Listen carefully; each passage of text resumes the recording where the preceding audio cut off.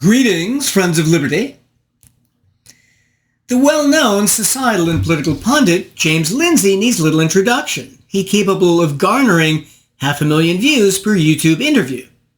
James's work, both online and in print, is distinguished, apart from the complexity of his analysis and his obvious good faith in trying to get at the truth, by his belief that the greatest single factor by far determining the course of history is the battle between good and bad thinkers and their ideas.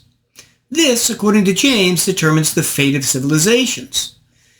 In this, James is similar to the objectivists, who believe the course of history can be primarily explained by the battles between Aristotle and Plato, Marx and von Mises, and Rand and modern altruists. Are James, and was Ayn Rand, right? That ideas are all that matter in shaping the course of history. James is, and Ayn Rand was, half right. Violence, which tilts the societal playing field between different ideas, also matters. So the course of civilizations is determined not just by the battle between different thinkers and their ideas, but also by whether the state simply privileges, by force, the ideas of some of those thinkers over others, allowing the inferior ideas to win. The ideas of Jesus, Muhammad, Marx, and many others. Both the objectivists and quasi-conservatives like James Lindsay are oblivious to this fundamental historical dynamic. James in recent years has acquired the habit of making vast, sweeping pronouncements which not infrequently turn out to be false. Typical among these was his claim that wokeness is literally a religion. False, since, as I pointed out in a video, religions deal with the supernatural, whereas woke, as a secular ideology, does not. A second and third instance of Lindsay's falsities, and also an expression of his unbounded intellectual confidence, occurred in his 2015 book entitled Everyone is Wrong About God. Except James, of course. In that book, which I reviewed as well, James claimed that when people say God doesn't exist, they are not saying something intelligible to believers. In fact, what they're saying is worse than nonsense. Nonsense. It's obvious that if you tell a Muslim that Allah doesn't exist, you're responding by getting angry and screaming Allahu Akbar at you. He knows very well what you mean. He also knows that, by pointing out his false belief, you're attacking his self-deception, which is actually why he's getting angry, because the whole point of Islam is to encourage and reinforce, often with violence, Islamic self-deception. James never got that. He claims it was because the Muslim thinks we're denying his needs. James also claimed in that book that when atheists make arguments showing that a person's God doesn't exist, this allegedly props up the belief that God exists, because since atheists keep arguing with believers about God, they keep the notion of God alive in society. This too is false. A typical counterexample being the atheist apostate prophet on YouTube who has likely converted tens of thousands of Muslims to less religious or atheistic belief. Contrary to what James says regarding Islam, we want to attack and debunk their religious beliefs, which method has worked for centuries in the West on Christianity. For this religion, we don't want to go, as he suggests, post-theistic. So a more accurate title of his book, Everyone is Wrong About God, instead would have been Everything James Lindsay Gets Wrong About God. Fourthly, to finish sampling a selection of falsities, James, among others, claimed in his book Race Marxism, which I also reviewed, that Hitler was actually, in essence, trolling the Jews by putting the slogan, work makes free, Arbeit macht frei, above the entranceway to various concentration camps. Again, unfortunately, there is, to my knowledge, and James himself presents none, not the slightest scrap of historical evidence for this very imaginative speculation. The reality instead, as we know it, is that individual camp commandants started using the phrase in the 1930s, it already being used normally in German-speaking countries since the previous century. Let's turn now to the main course, the meat and potatoes. The idea that a woke right exists. Is this true? Let's review the origins of woke and then James's specific definition. In his latest Triggernometry interview entitled The End of Woke, James, Francis, and Konstantin all discuss at length how woke overwhelmingly started in the universities. True, though none of them explain why that happened. However, since American universities are now overwhelmingly liberal in the humanities, with, for example, according to various studies, only 6% of psychologists and social psychologists identifying as conservative, only 2% of sociologists, and only 3% of anthropologists and English professors, it's obvious that the doctrines of woke are purely leftist by their philosophical, historical, and institutional origins. And James himself, in his book Cynical Theories, documents precisely this fact in great detail, giving a lengthy liberal historical list of postmodernist, queer, transgender, feminist, and handicapped as normal theorists. None of these came from the conservative Hillsdale or Grove City colleges.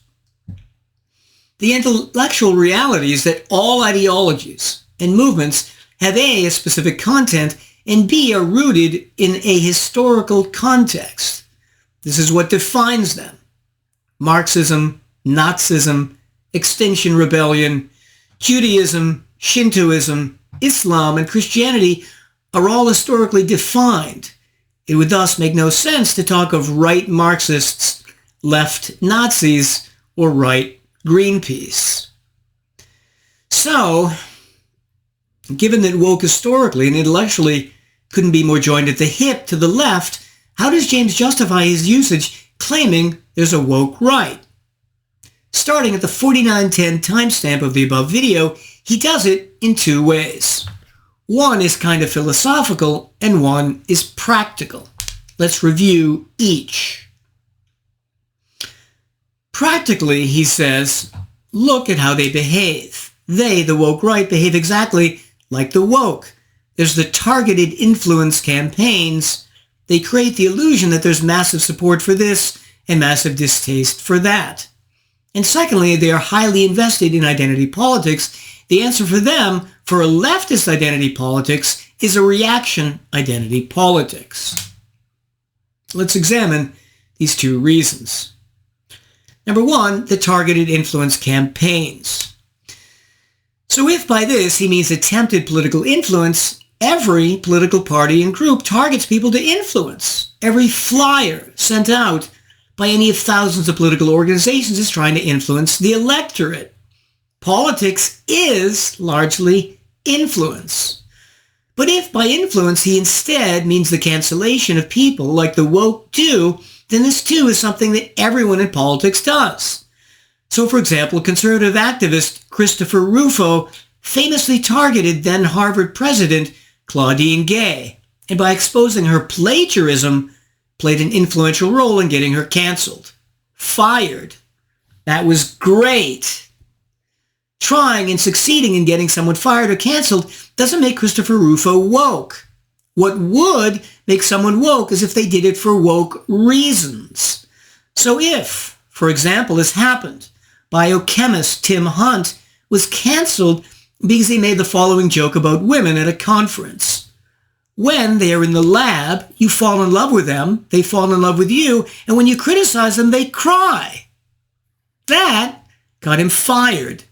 That is woke. The cancellation has to have leftist reasons. Christopher Rufo canceling Claudine Gay for plagiarism is not woke. Neither is cancellation per se. Number two, James says they are highly invested in identity politics. True, but every single member of any ideology has a tribal character. All religions and many political organizations, since they're ideological. Remember witch burning, James, and the Christian destruction of heretical towns with many thousands of inhabitants? That was cancellation on an industrial scale. So if, like Christian nationalists, they want to privilege politically their group over others, Then they're engaged in identity politics. Christians have been using the state in favor of their identity politics for close to 2 millennia, and nationalists such as President Trump and Vice President Vance for centuries. The fact that something is tribal doesn't mean it's woke. It just means that the group under consideration has a self-deceptive belief system and ideology. In addition, another objection is that by pointing out the similarities of two things, we don't necessarily prove they're the same, because they might have essential differences. So imagine two species of animals. They have fur, claws, tails, teeth. They love meat and are excellent pets. But are cats really feline dogs? Similarly, two religions are monotheistic, have persecuted heretics, killed people for alleged moral crimes, pray to their God, have clergy, and have holy days. But are Catholics really Christian Muslims? Similarity does not prove identity because essential differences can still exist. Like with woke, it comes from the left. This, incidentally, is the same mistake that James made when he claimed that woke is literally a religion. The fact that woke is similar in some respects, since both belief systems are ideologies, doesn't mean they're the same species, but only they share the same family, genus. Woke is secular, religion is not. Similarity is not identity. Now let's turn to James's so-called philosophic defense of the term woke right. James says, A, there's this belief that there's a ruling class that erected an ideology to marginalize people like them. That sounds very much like woke. And B, they believe they've woken up to these ideas. Number one, there's this belief there's a ruling class that erected an ideology. This is ironic because, again, we know that since many of the people in our institutions come from the liberal or PC or woke academy and have for more than a half century, they too have liberal or PC or woke ideas. And when they graduate, those people go into government, business, philanthropies, the arts and entertainment, the media, and other institutions. Ask people in England whether there isn't a two-tiered system of justice. Ask them if they think Whitehall doesn't discriminate against the center-right of the political spectrum. It does, as we've seen most horrifically in the case of the Pakistani grooming gangs. And ask Americans whether many administrative agencies of the government, like the FBI, EPA, the Department of Education, Health and Human Services, Housing and Urban Development, Labor, and the FCC aren't liberal. Even the traditionally conservative armed forces recently espoused woke dogma. So it's not at all surprising that some on the right might believe this to be true because, to a degree, it is. Have you never heard of affirmative action, James?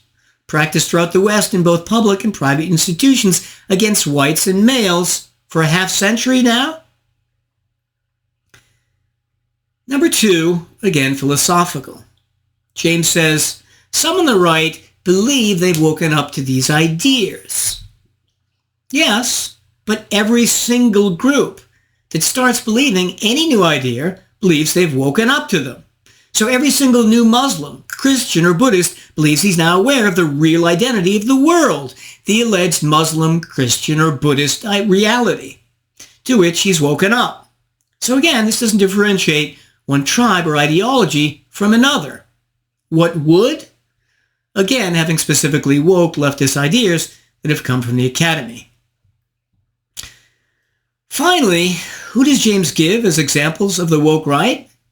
First, he suggests Stephen Wolfe, who wrote The Case for Christian Nationalism.